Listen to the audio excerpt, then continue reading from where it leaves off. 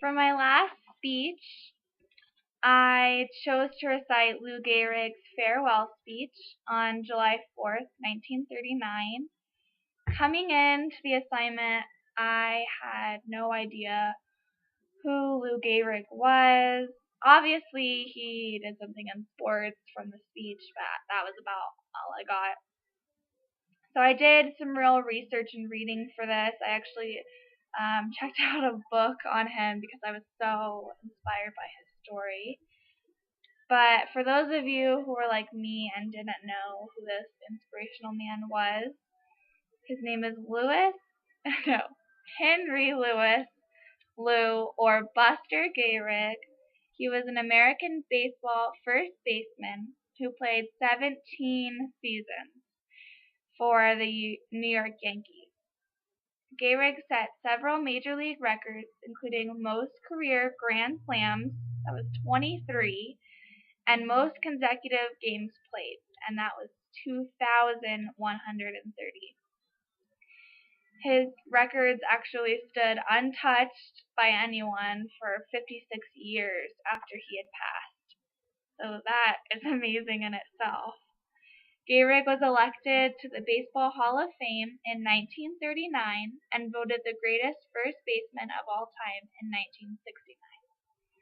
Lou played for the Yankees until his career was cut short, and excuse my pronunciation, by amyotrophic lateral sclerosis.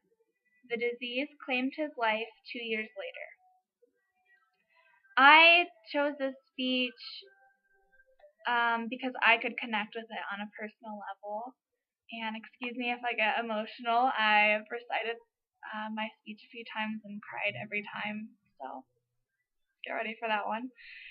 I know what it's like to have a disease that keeps me from living my life the way I would. And Lou was crippled by this disease and unable to keep playing baseball, which was his life. His whole life was the sport and his family, and he never let it stop him. A lot of people said they didn't even know that he had this disease until he announced he was retiring at the age of 36. And I think that is amazing. I think his life legacy, other than his amazing records in baseball, I think what he left behind was far greater than world records. I know when I read this speech, I was so inspired because for the longest time I have felt metaphorically crippled by my disease. It's been the hardest thing to go through.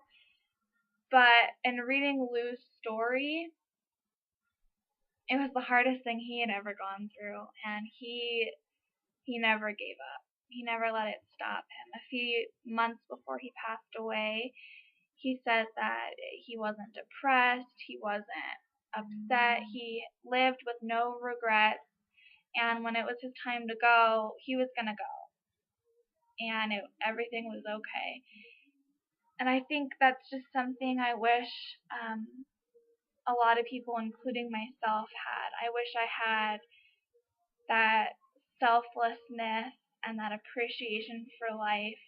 And it sounds like it was something that was bestowed in him long before he got sick, which I wish I could say the same. I know I went through life just kind of doing whatever until I got sick, and that's when I really learned to appreciate life. And I think we all have a lot that we could complain about easily, and we don't.